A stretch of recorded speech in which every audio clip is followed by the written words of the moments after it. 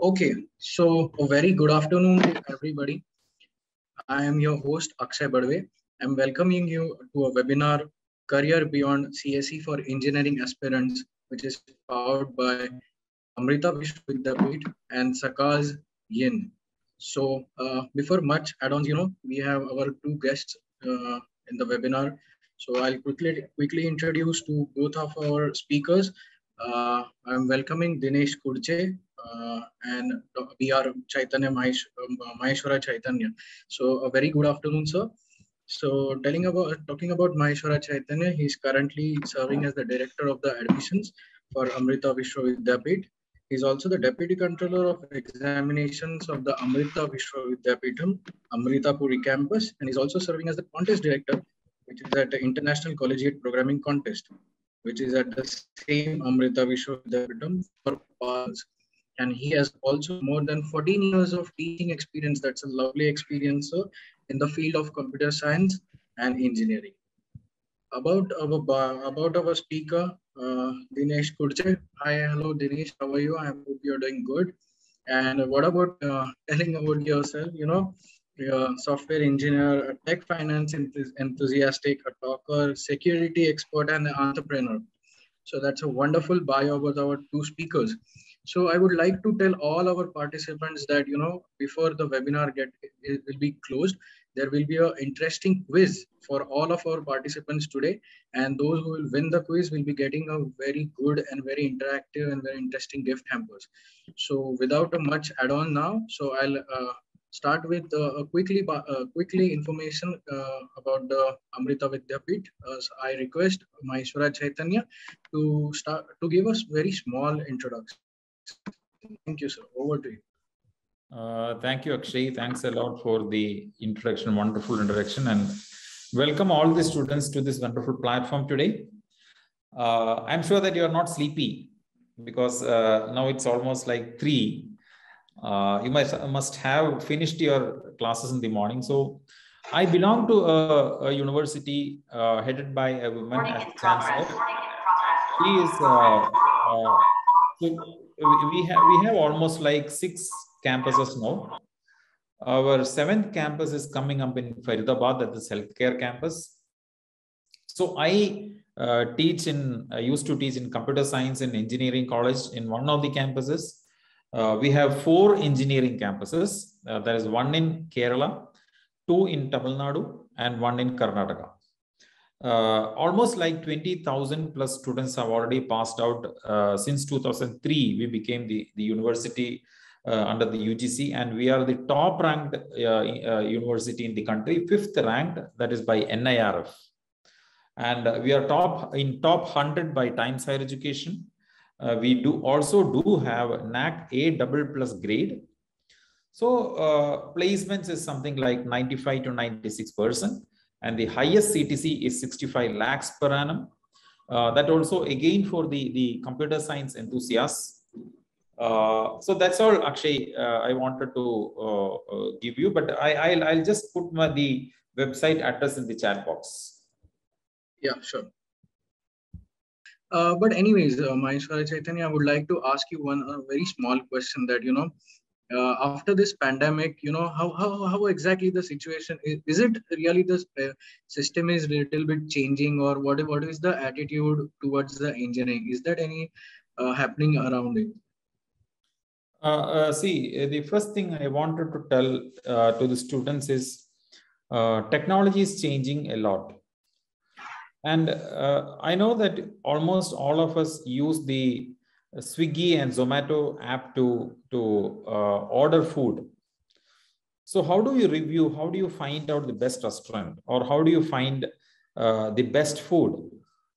So it's almost based on the artificial intelligence or machine learning, or any kind of deep learning, such kind of technologies.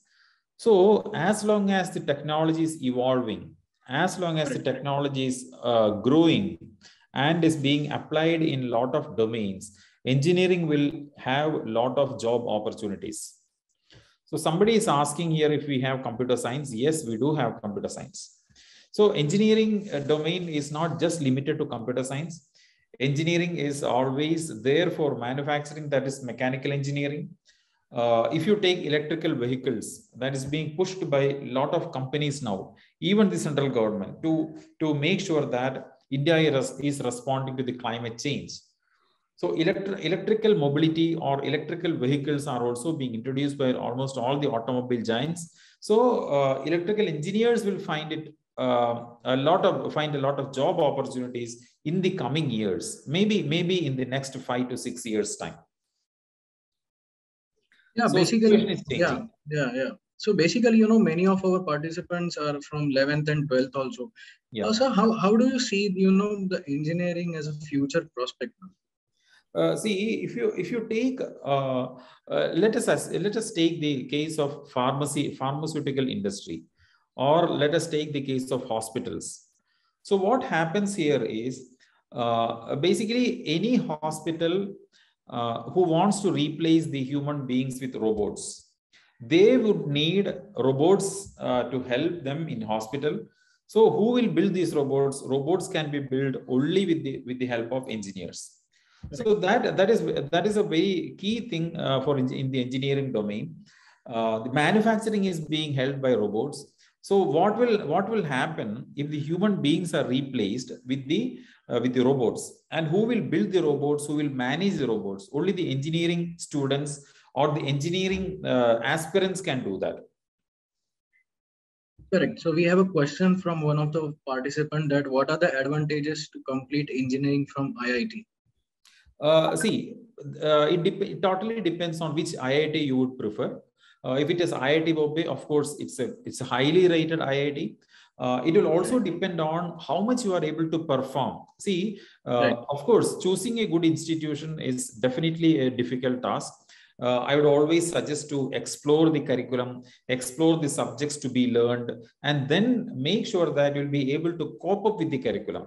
So, irrespective of choosing any sort of IITs, I would suggest the old IITs are always good.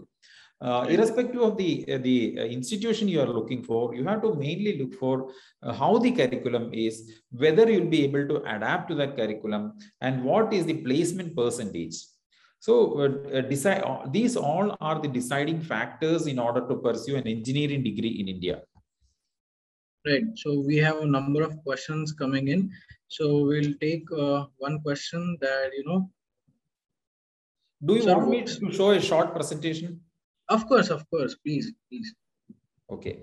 I'll request the backend team to make Sir the co-host, or yeah, he's a host. So you can go ahead. Okay. Yeah. So I'll take the questions after that. Sure. So I hope you can see the screen now. Yes. So this is one of the latest developments of artificial intelligence, where this is being applied in arts and music. So if you take any domain, you will see that there is an application of artificial intelligence. Whether you go to Amazon or Flipkart or any e-commerce site, it will give you its recommendation based on your past history or past purchase, etc., or browsing history. So basically, the AI, machine learning, etc., is completely applied in almost all the domains now. So this is how it is growing. I think Dinesh have come, so I'll just make it very short. Yeah. So if you look at the cargo industry, machine learning can detect different things. If you look at the flight, where the image processing helps to detect whether the cargo catering truck is connected. And if you look at the left side, it's a junction, busy junction, where AI can track and control the traffic. It can sort the waste, help in package store, do the quality control, make sure that airport is safety, retail store, crowd safety, workplace safety, even campus management, parking solutions, and healthcare solutions. So these are the different domains where we see that the technology is applied. So engineering still stands a vast, and it has an excellent future. Definitely there is an excellent future when we see that the 5G is implemented. Right. I'm 100% sure that there will be a lot of companies offering a lot of jobs for the engineering graduates. So I'll just stop, Akshay. No problem, no problem. Dinesh is here. Hello, Mr. Dinesh. So about Dinesh Kurche, I would like to give a very small intro. It's a big, it can be a very big intro that, you know, he's a software engineer, he's a tech finance enthusiastic, he's a security expert, he's an entrepreneur. Wonderful, Dinesh. So without any add-ons, Dinesh, आपण questions घ्यायला सुरू करूया. एक basic questions आपल्याला खूप येत आहेत की सध्या कुठला इंजिनिअरिंग बेस्ट आहे. What do you think? Okay,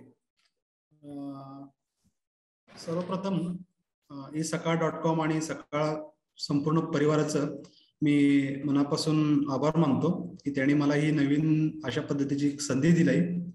आणि विशेषतः आपण जर आता बघितलं की अभियांत्रिकी क्षेत्रात मोठ्या प्रमाणात बदल होत आहेत आणि पूर्वी एक इंडस्ट्रियल रिव्होल्यूशन जसं म्हणता येईल की एक औद्योगिक क्रांती ही सर्वसाधारणतः एक क्रांती होण्यासाठी 100 वर्षांचा काळ लागायचा. जसं की पहिलं वाफेस इंजिन असेल, त्यानंतर टेलिफोनचा शोध असेल, त्यानंतर 1950च्या सुमारास आलेल्या कॉम्प्युटर तंत्रज्ञानमध्ये आर्टिफिशियल इंटेलिजन्स, आता सरांनी त्याचा उल्लेख केला, तर त्या आर्टिफिशियल इंटेलिजन्स पासून जग बदललं. 2000 सालापर्यंत माहिती तंत्रज्ञानात बऱ्याच घडामोडी सुरू होत्या जगभरात आणि 2010 पासून त्या गोष्टीचा एक मोठा विस्फोट झालाय असं आपल्याला म्हणता येईल. कारण इंजिनिअरिंग क्षेत्र हे आता काही एका सीमेपुरतं किंवा एका बॉर्डर पुरतं मर्यादित राहिलेलं नसून त्याच्या शाखा या अनंत झाल्या.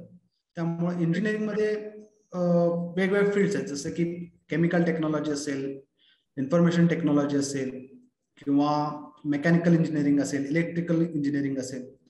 तर पुढच्या सेगमेंटमध्ये म्हणजे येत्या पुढच्या दशकामध्ये 2030 पर्यंत power sector, information technology sector आणि FMCG आणि स्किल बेस, सगळ्यात मेन जो मुद्दा आहे तो स्किल बेस, अशा नव्या स्वरूपाच्या तंत्रज्ञानाला किंवा इंजिनिअरिंगला बराच स्कोप असेल. म्हणजे काय होतं की इंजिनिअरिंग करायचं तर कोणत्या विभागात करायचं, म्हणजे आता मार्केटला सर्वात जास्त गर्दी असेल किंवा जी जसं म्हणतात डिमांड अँड सप्लाय यानुसार कोणतं तंत्रज्ञानाची गरज आता सध्या बाजारात आहे याचा पहिला विद्यार्थ्यांनी अभ्यास केला पाहिजे. त्यानुसार आपल्याला एक असं लक्षात येईल की एक उदाहरण घेऊ. आजच एक जस्ट एका ग्रुपची आज एक ओळख झाली. त्यामध्ये त्यांची एक सायकल होती. त्या सायकलची मित्रांनी कॉस्ट विचारली, त्या सायकलची कॉस्ट काय, तर त्यांनी सांगितली अराउंड 1.6 लाख. तर त्यामध्ये आमची चर्चा झाली की नॉर्मल पूर्वीच्या सायकली यायच्या पूर्वी सुरुवातीला 2000 सालाच्या दरम्यान सायकलीच्या किमती या 3000च्या आसपास होत्या. आज 1,65,000 इतपत ज्या काही सायकलची किमती झाल्या त्यात काय झालंय, तर त्यामध्ये त्यांनी सांगितलं की जो टायरचा आहे त्यामध्ये 100 to 110 PSI एवढं त्याला प्रेशर लागतं. त्याच्यानंतर टायरचा साईज असा का दिलेला आहे, त्यामध्ये जे स्पोक्स असतात त्याचं डायमेन्शन हे अकॉर्डिंग टू एरोडायनॉमिक्सच्या नियमानुसार त्याचे स्पोक्स डिझाईन केलेत, त्याच्या नंबर ऑफ स्पोक्स किती दिलेत. अशा पद्धतीचं इंजिनिअरिंग तंत्रज्ञानाने बऱ्याच गोष्टीत आता बदलताना दिसते. त्यामुळे स्किल बेस, मी म्हणतो स्किल बेस, रिपीट करतो, पॉवर, IT आणि या सेगमेंटमध्ये पूरक म्हणजे तुम्हाला डेव्हलपमेंट करण्याऐवजी बऱ्याच मार्गांपैकी एक सोपा मार्ग की ज्याच्यामुळे माणसाचं आयुष्य सुखकर होईल अशा प्रत्येक गोष्टीला आज संधी आहे. Definitely Dinesh, that was a wonderful answer. आपल्याला एक कॉमन प्रश्न बरेच जण विचारतायत आपल्या क्वेश्चन चॅट मध्ये की JEE वर्सेस नीट या दोघांमध्ये आता सध्या कसं आहे आणि त्याची तयारी, basically how to practise on that this test, तर त्याबद्दल काय सांगतात? ओके, आता सुरुवातीला पूर्वी CET होती, महाराष्ट्राची CET असायची, IITची JEE असायची, अजून पण आहे. पण JEE असेल, नीट असेल, अशा काही एक्झामचे वेगवेगळे जे आपण म्हणता येईल नावच आहेत ही एक प्रकारची. या एक्झामच्या नावावर विचार न करता जो आपला सिलेबस दिलेला आहे त्या अकॉर्डिंगली त्या सिलेबस मध्ये डेप्थ मध्ये अभ्यास करावा लागेल. म्हणजे आपण काय करतो, एखादी कॉन्सेप्ट जर घेतली, उदाहरणार्थ ऑर्गॅनिक केमिस्ट्री जर म्हटलं, ऑर्गॅनिक केमिस्ट्रीमध्ये आपण अल्केन, अल्कीन, अल्काइन या ह्याच्यातच आपण अभ्यास करतो. पण त्याच्या पुढे जाऊन एखादं किंवा त्याच्या वेगवेगळ्या मॅन्युफॅक्चरिंग कंपन्या किती आहेत. आता मार्केटला लॉरस लॅब्स म्हणून कंपनी आहे, दीपक नायट्राइड आहे, टाटा केमिकल आहे. टाटा केमिकलचं पुढचं विजन काय. अशा पद्धतीनं रेफरन्सवर आपण जर अभ्यास करत राहिलो, रेफरन्स मटेरियल म्हणजे त्या विषयाला अनुसरून असणारी टेक्स्ट बुक्स वापरतच त्याला अनुसरून रेफरन्स बुक्स असतात. त्यामध्ये काय घटना झाल्यात, पुढचं प्रेडिक्टेड फ्युचर काय, त्या पर्टिक्युलर म्हणजे अल्केनचा फॉर्म्युला CnH2n+2 ह्याच्या पुढे जाऊन अल्केन पासून कुठले कुठले प्रोडक्ट्स आपल्याला मिळतात, असा डिटेल वर्ग विषयावर अभ्यास. जसं की आपण एक म्हणता येईल की त्याला best example Google knowledge graph म्हणून एक कन्सेप्ट आहे. विद्यार्थ्यांनी ती ऑनलाईन सर्च करावी. गुगल नॉलेज ग्राफ मध्ये काय होतं, आपण एखादा कीवर्ड सर्च केला की जसं की टेलिफोन नावाचं कीवर्ड आपण गुगलवर सर्च केलं की टेलिफोनच्या खाली एक रिच स्निपेट नावाचं एक पॅनल देतं गुगल, त्यावर असतं टेलिफोन या आधारित रिलेटेड सर्च हा ग्रॅहम बेल असतो. ग्रॅहम बेलला तुम्ही क्लिक करता तरी ग्रॅहम बेलची संपूर्ण माहिती मिळते. त्याच्यानंतर त्याच्या आधारितच खाली नोकिया तुम्हाला कंपनीची माहिती मिळते. म्हणजे एक धागा पकडून त्याच्यावर आधारित असणारे वेगवेगळे धागे असं ज्यावेळी तुम्ही गुंफत त्याच्यात आतमध्ये शिरता त्यावेळी त्या विषयाचा संपूर्ण अभ्यास तुम्हाला समजतो आणि कोणतीही परीक्षा असेल ती तुम्ही इझिली क्रॅक करू शकता. डेफिनेटली. दिनेश, मी अजून एक फार छान उत्तर दिलंस की आपल्याला तसेच MHC पण काही क्वेश्चन्स येत आहेत की आपल्याला MHCD बद्दल तुम्ही काही सांगू शकता का, किंवा डेटा सायन्स सारखा एक नवीन फील्ड जे उभं राहतंय आता की डेटा बद्दल पण खूप जग अख्खं बोलत असतं, तर डेटा सायन्स बद्दल तुम्ही काही सांगू शकता. डेटा सायन्स हा आताचा सर्वात मोठा ट्रेंडिंग आणि भविष्यातला येत्या दशकामध्ये मोठी खळबळ माजवणारा असा हा प्रकार आहे. जसं की 1900च्या दरम्यान एक मला आवर्जून पुस्तकाचा आणि सरांचा उल्लेख करायला आवडेल. गिरीश कुबेर सरांचं एका तेली आणि किंवा हा तेल नावाचा इतिहास आहे. पूर्वी ही युद्ध ही फक्त तेलासाठी झाली. ज्याच्याकडे तेल नावाची ताकद आहे, इंधन आहे, त्या राज्याने किंवा त्या देशाने या जगावर आक्रमण केलं आणि त्याचा विपरीत परिणाम म्हणून ते देश पुढे गेले. इथून पुढचं जे जग आहे, ज्या देशाकडं किंवा ज्या व्यक्तीकडं डेटा आहे, डेटाची ताकद ज्याच्याकडे आहे त्या कंपनीला किंवा त्या देशाला बरंच काही करता येईल. डेटा सायन्स मध्ये बऱ्याच संधी आहेत. जसं की एखादी व्यक्ती म्हणजे आपण असं म्हणतो डेटा का महत्वाचा आहे. एखादा माणूस हा रोज पॅटर्न मध्ये काम करत असतो. म्हणजे सकाळी लवकर उठण्याची वेळ सर्वसाधारण 6 असेल, 6ला उठतो, त्याच्यानंतर तो काही एक्सरसाइज करत असेल 2 तास, त्याच्यानंतर ऑफिस वर्कआउट असेल, ह्या काही त्याच्या रोजच्या घडामोडी असतात.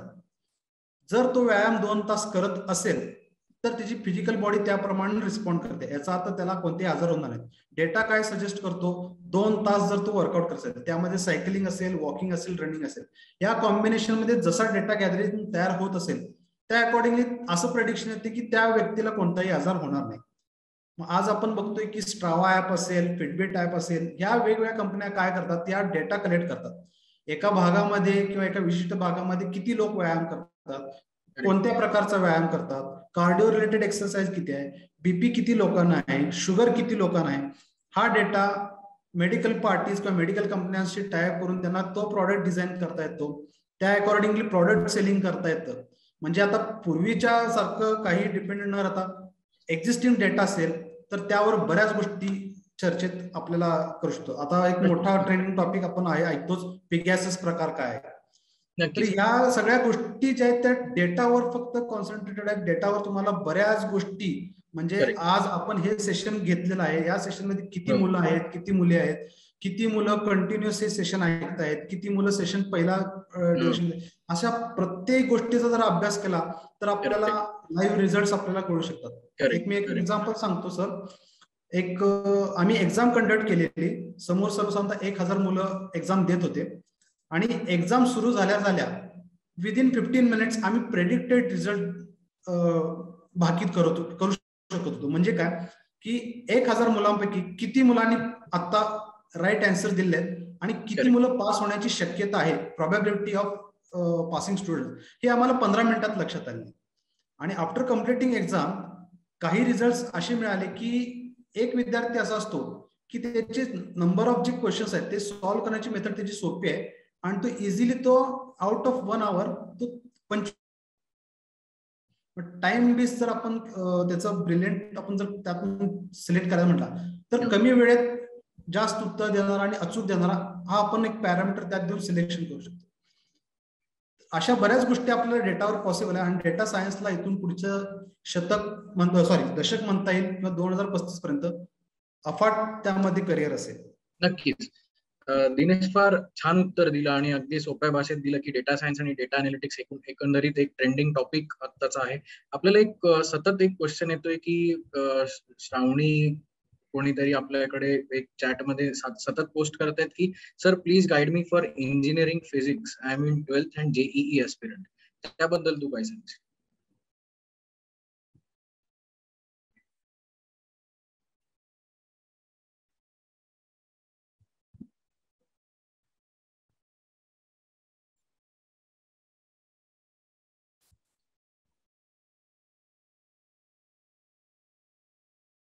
दिनेश, आवाज येतोय?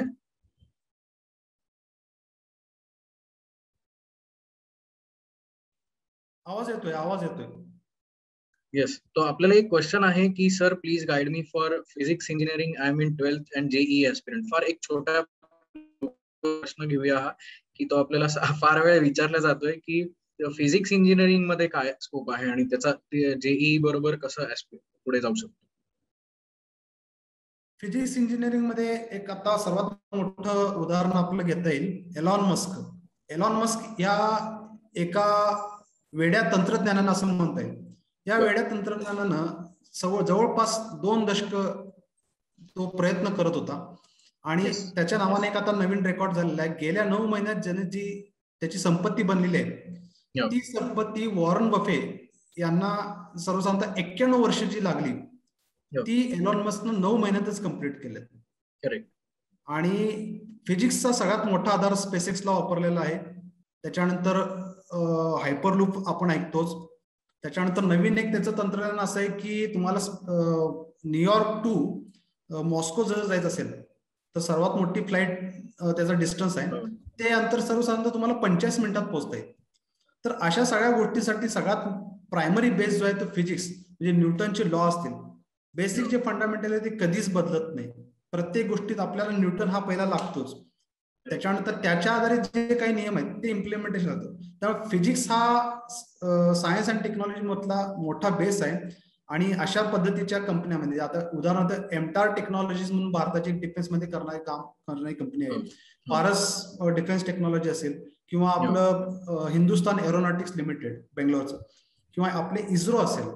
तर याच्यामध्ये फिजिक्सचा हा मोठा वाटा आहे आणि फिजिक्सवर आधारित तंत्रज्ञान किंवा इंजिनिअरिंग मध्ये तुम्ही जर केला तर बिनधास्त तुम्हाला बऱ्याच संधी अवेलेबल होतील.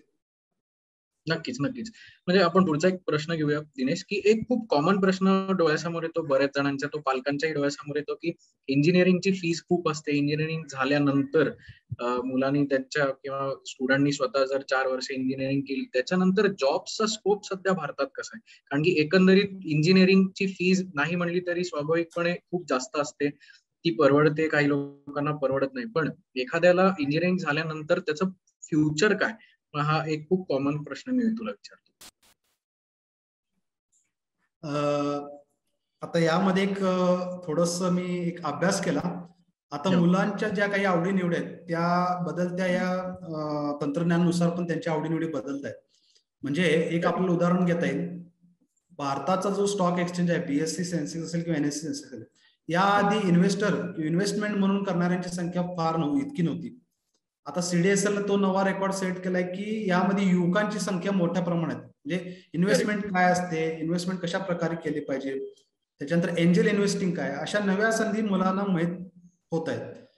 आणि इथून पुढं भारत हा महासत्ता होणार यात कोणतीच शंका नाही.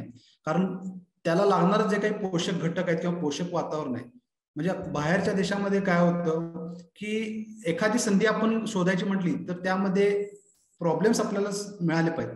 ते प्रॉब्लेम जर आपल्याला डिटेक्ट झाले तर तिथं आपल्याला काहीतरी करायला त्याला एक संधी मिळते. तशा संधी भारतामध्ये बऱ्याच आहेत. म्हणजे प्रत्येक गोष्टीत तुम्हाला प्रॉब्लेम दिसतील. तुम्ही नवं काय करायला तर त्यामध्ये तुम्हाला अडथळे येतील. त्या अडथळ्यावर मार्ग आणि त्याला दिलेला एक पर्याय, अशा संधीतून मुलं येणारी पुढची जी पिढी आहे ती थोड्या प्रमाणात जॉबवर डिपेंड किंवा त्यावर आधारित न राहता स्वतःचा व्यवसाय करायला इंटरेस्टेड असेल. एक मोठं उदाहरण आपल्याला इन्फ्लुएन्स मार्केटिंगचं आपल्याला डोळ्यासमोर आहे की इंस्टाग्राम असेल, स्नॅपचॅट असेल किंवा युट्यूब असेल. याआधी गेल्या 5-6 वर्षामध्ये मुलं किंवा त्यांच्याकडे असणारे स्किल हे ऑनलाईन येण्यासाठी ते प्रयत्न करायचे, पण ते लक्षात येत नव्हतं. पण आज त्याचा आवाका आपण म्हणजे सर्वसाधारण फेसबुकला त्याची जी संख्या आजपर्यंत पोहोचायला सर्वसाधारण 12 ते 13 वर्ष लागली. ती संख्या टिकटॉक सारख्या या प्लॅटफॉर्मला 2 वर्षात अचीव्ह करतात. तर इथून पुढं व्यवसाय मध्ये मुलं विशेष लक्ष घालतील, त्यामध्ये त्यात अपग्रेडेशन करतील आणि भविष्यातले एलॉन मस्क हे आपल्या भारत देशातच आपल्याला बघायला मिळतील. अरे मस्त, मस्त. म्हणजे मला खूप आवडेल हे स्वप्न जर आपण आपल्या भारतीयांनी साकारलं तर. नक्कीच दिनेश, आपल्याला पुढचा पण प्रश्न घ्यायचा की मगाशी आपण जसं म्हणालो की डेटा अनालिटिक्स सध्या खूप महत्वाचं आहे, डेटा सायन्स खूप महत्वाचं आहे. त्याच्याबरोबर अजून एक फील्ड आपल्याला जी दिसते येत्या काही दिवसात किंवा ती दिसायला लागली परदेशात किंवा भारतात, ती म्हणजे आर्टिफिशियल इंटेलिजन्स. तर हे कुठे आपण जॉईन करू शकतो का? म्हणजे बरेच लोकांचे प्रश्न की हे करायला काय आपण करायचं असतं. ओके, आर्टिफिशियलची छोटीशी मी गोष्ट सांगतो. आर्टिफिशियल या गोष्टीचा उदय कसा झाला. 1900 म्हणजे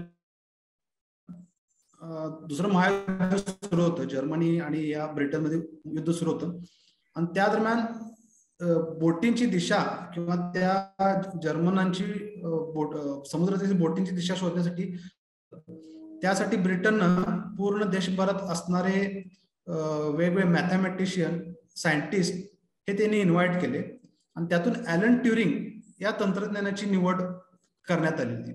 तर ॲलन ट्युरिंगनं एक विशेष असं तो सिक्रेट कोड ब्रेक करण्यासाठी म्हणतात, आणि त्या आधारित त्यानं ते जे काही कोड ब्रेकिंग सिक्रेट कोड आहे तो ब्रेक करून ते दुसरं महायुद्ध हे त्याची दाहकताही कमी केली, ज्याच्यामुळं 15 लाख लोक हे वाचले गेले आणि महायुद्धाची जी काही सिव्हिरिटी ती 2 वर्षांनी कमी झाली. आणि 1950च्या दशकात त्यानं सर्वप्रथम कृत्रिम बुद्धिमत्ता या विषयावर एक प्रबंध सादर केला. तो जगभरात सगळ्यांना ओरडून सांगायचा की कृत्रिम बुद्धिमत्ताच हे भविष्यातलं एक मोठं करिअर आहे किंवा त्यामध्ये या अशा घडामोडी होतील. पण 1950च्या दरम्यान ह्या गोष्टी समजण्या इतपत थोडंसं पोहोचण्यासाठी त्याला ते माध्यम मिळालं नाही.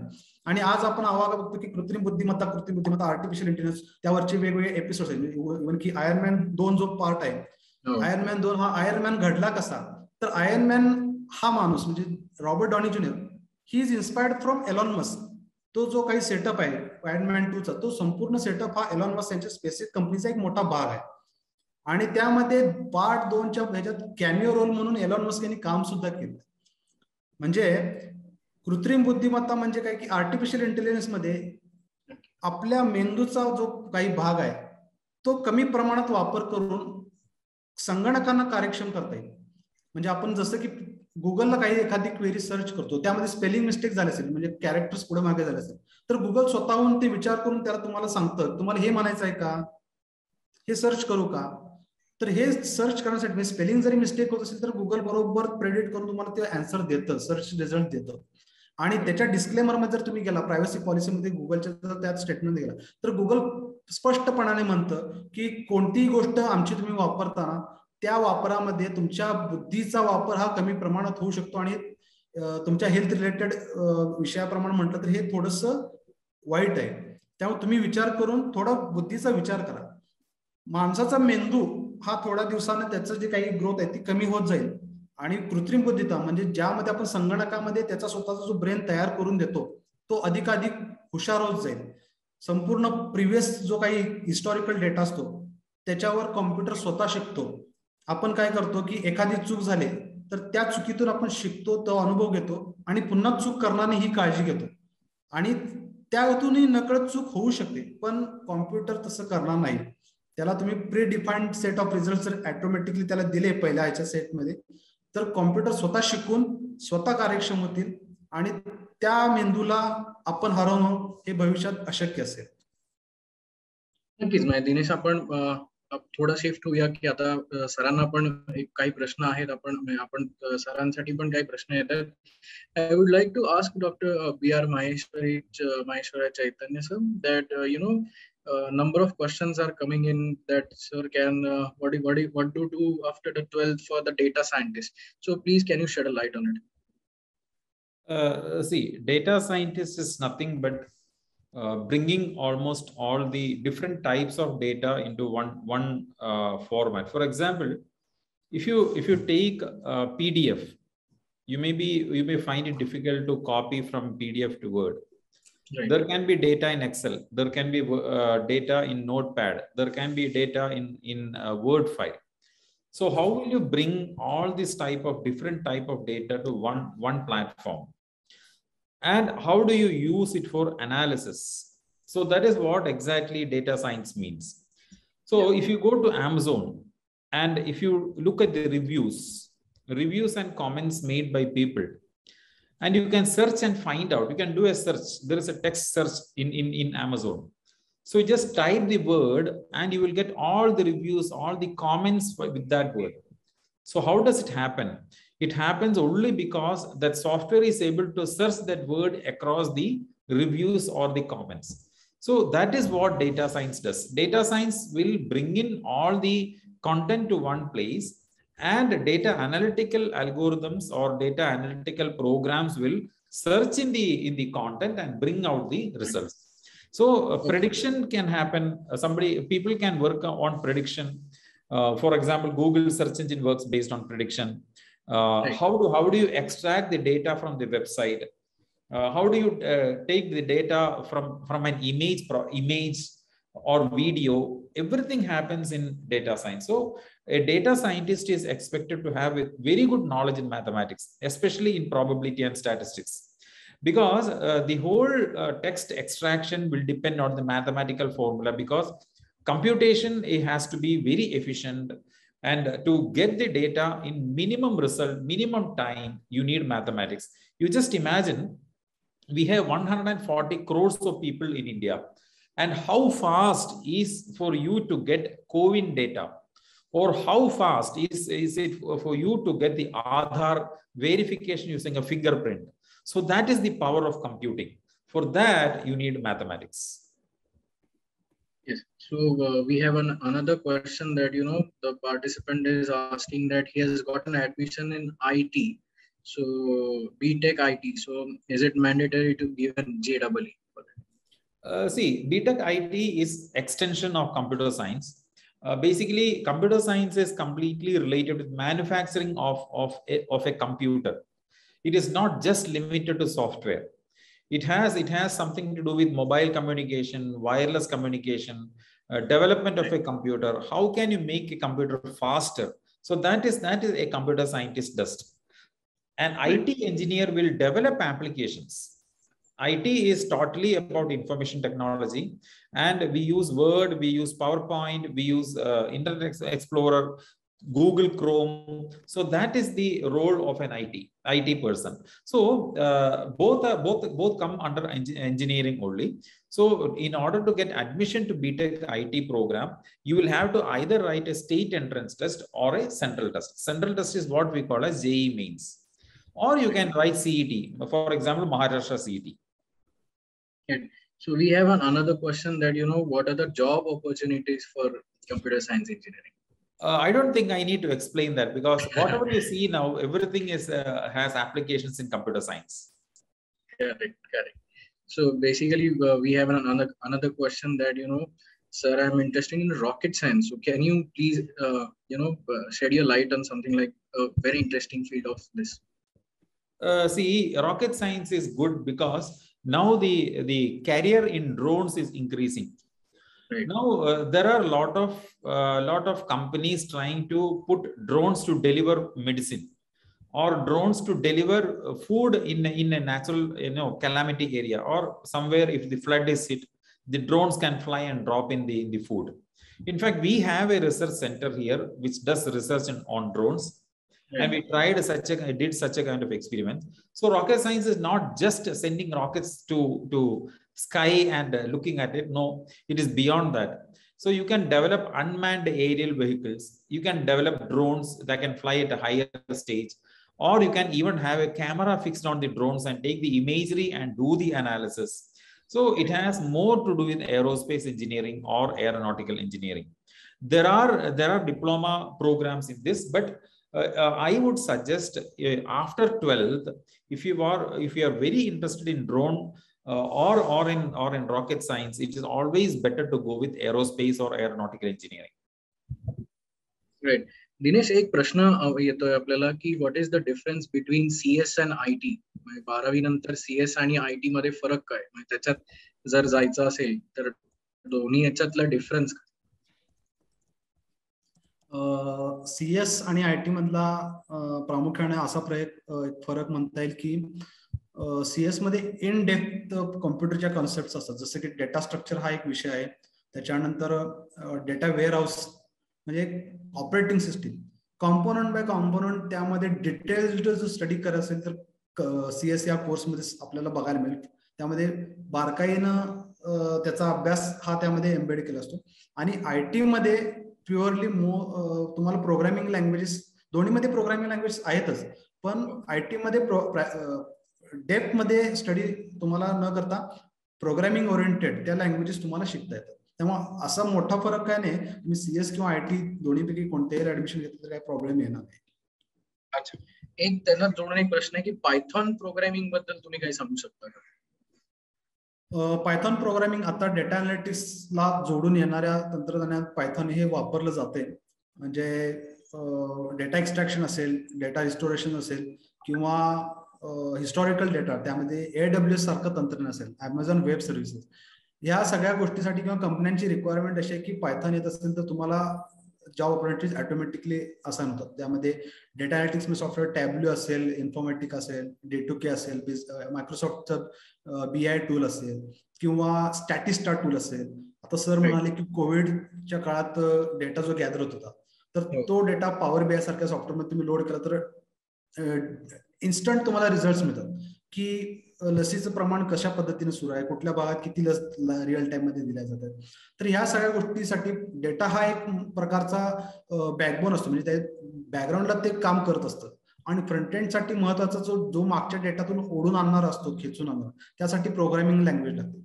त्याचं काम हे पायथॉन करतं. त्याला मग रिलेव्हंट वेगवेगळ्या लँग्वेजेस तुम्ही शिकू शकता, पण सगळ्या लँग्वेजेसना बेस हा C आणि C++ आहे. तुम्हाला C आणि CPP जर बेसिक कॉन्सेप्ट जर क्लिअर असेल तर जगातली कोणतीही लँग्वेज शिकणं हे अगदी सोपं आहे. नक्कीच. We have another question, Maheshwara Chaitanya, Mr. PR Chaitanya, that can you please guide on how to prepare for JEE? There is no specific one-stop solution.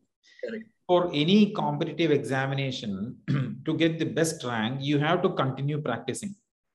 There is no shortcut for that. And let me tell you one thing. What I have understood from teaching is cracking an entrance examination will get you good rank. But learning is totally different. When you say cracking, it is shortcut.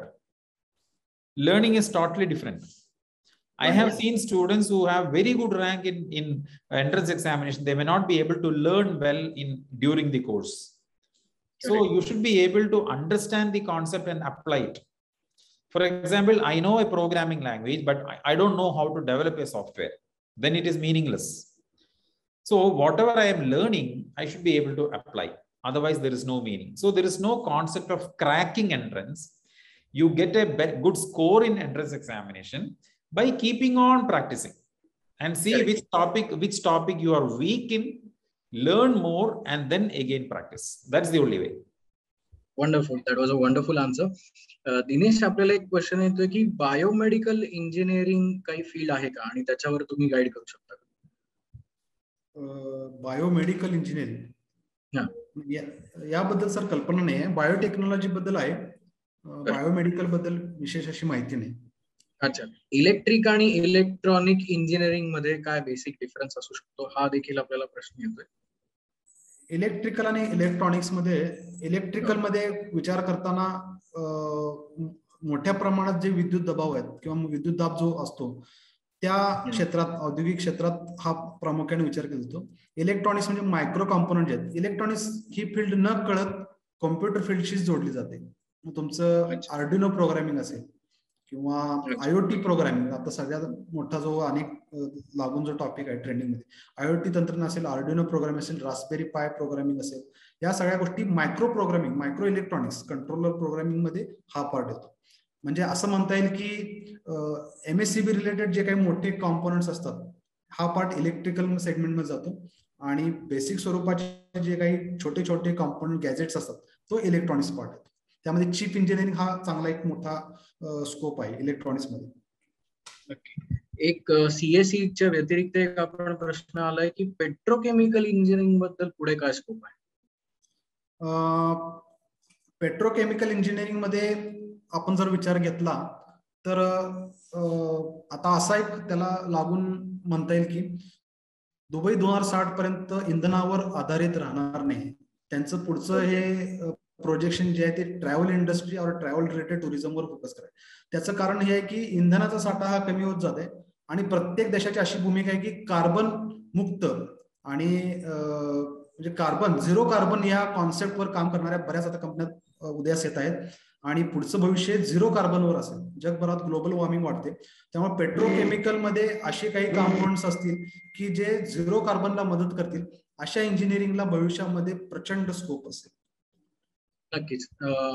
एक छान प्रश्न आलाय, how to prepare for NEET exam as well as for the board exam.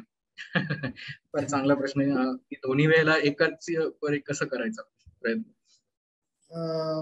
Actually वेगवेगळी process अशी काय नाही. दोन्ही exam आपण अभ्यास करताना, आता मगाशी आपण बोलत त्याप्रमाणे की अभ्यास करत असताना एका कॉन्सेप्टवर आपण अभ्यास करतो, त्याला आधारित असणारे काही म्हणजे असं म्हणता येईल की त्याला खाच कळके असतात, त्या आधारित तो संपूर्ण जर आपण वलय जर पूर्ण केला अभ्यासाचं,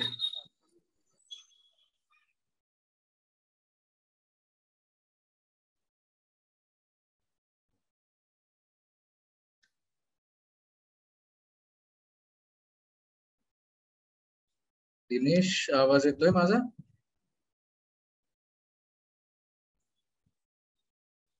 Okay, so moving on to Maheshwara Chaitanya, one small question is on your side that how to prepare for all the engineering exams. So can you please shed a light on it, and we'll stop here for the webinar, and then we'll go for our interesting part, that is a quiz for all our participants. So how do you prepare for exams? Yeah, so see, for any competitive examination, the first important thing is to answer the question in the minimum time. So the only option here is to make sure that you are able to solve more and more problems, more and more questions in very lesser time. For that, you need to keep practicing. So practice plays a very, very important role. And for example, if you are trying to pursue NEET, there you don't have the mathematics. But if you are going for JEE, there is mathematics, or any engineering entrance examination, you have mathematics. So for mathematics, you will have to try solving the problems using pen and paper. And then only you will be able to get that skill of problem solving. So without the skill of problem solving, you may not be able to solve the problems during the exam time. So if you are in 11th standard or in 10th standard or in 12th standard, utilize your maximum time to keep yourself practicing, so that practicing alone can help you to reduce the time taken to solve a question or solve a problem. Correct. Well, that was a wonderful, interaction, and one of the best solutions we have given for the aspirants.